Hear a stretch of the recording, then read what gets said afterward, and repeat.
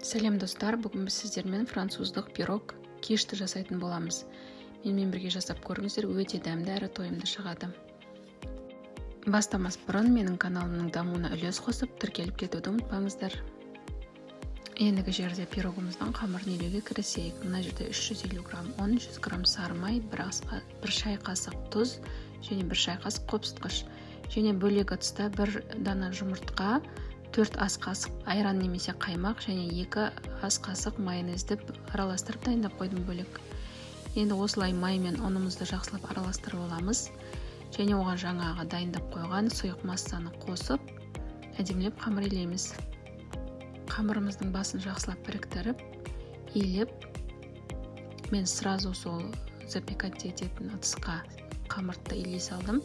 Bir дегенде жайып, солай жан-жағына борттарын жасап, биіктеу қылып пешке, оны 15 минутқа пешке 180 немесе 200 градуста пешке өзін ғана пісіріп аласыздар. Пісіргенде до конца пісірмейсіздер, 15 минутқа ғана салып аласыздар.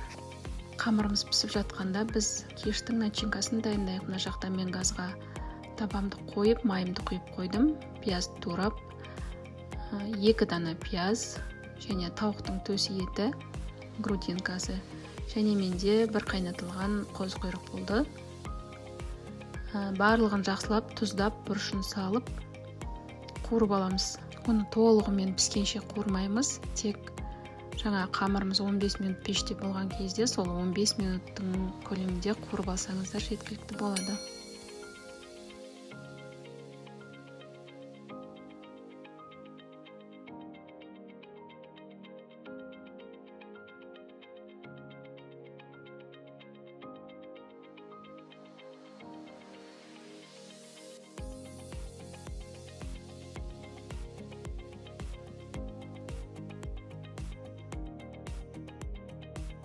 Міне менің қамырым дайын болды, начинкам да дайын болды. Енді үстінен құятын заливкасын дайындаймыз. Мен мына жерде укроп турадым.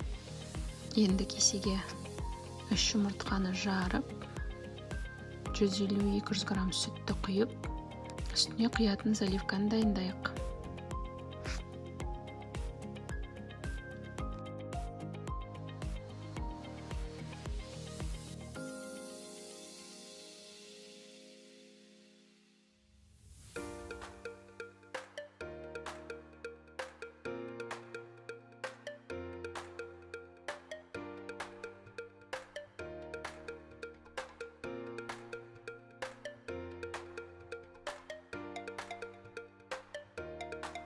Осылай заливкаға тұзды салып, укропны салып, жақсылап араластырып алдым.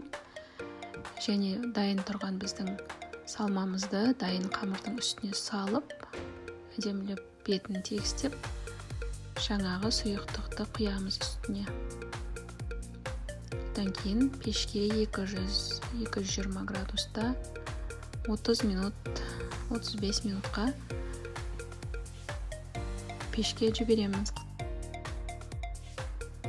Мен сырды турай салдым, сізде теркадан өткізсеңіздер де болады. Мен кишім дайын болды. Енді бетіне сырды салып, тағы да 10 минутқа пешке салып аламын. Менің пирогым дайын болып шықты. Теркадан өткізіп қойсаңыздар сырды. Түрі бұдан да әдемірек болар еді. Бірақ маған осылай да ұнап тұр. Өте дәмді болды. Жасауға кеңес беремін сіздерге. Ас болсын. Менің каналымды қолдап тіркелуді ұмытпаңыздар.